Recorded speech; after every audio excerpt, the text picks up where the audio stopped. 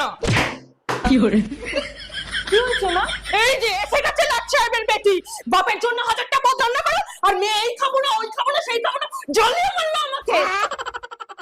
শুধু আমি বলে এই মানুষটার সাথে সংসার করছি, অন্য কেউ হলে না তো কে বলেছে সংসার করতে? দরজা তো খোলাই আছে। হ্যাঁ চলেই যেতাম, শুধু তোমার এই মেয়ের মুখের দিকে তাকিয়ে পড়ে আছি। তাও এটা কোন জাতের দেখতে হবে না, মায়ের কষ্ট একটু বোঝে না লাট সাহেবের বেটি। মা, বাবার পকেট থেকে টাকা নিচ্ছ? ওই কঞ্জুসটার হাত থেকে তো টাকা গলে না, তা কি করব?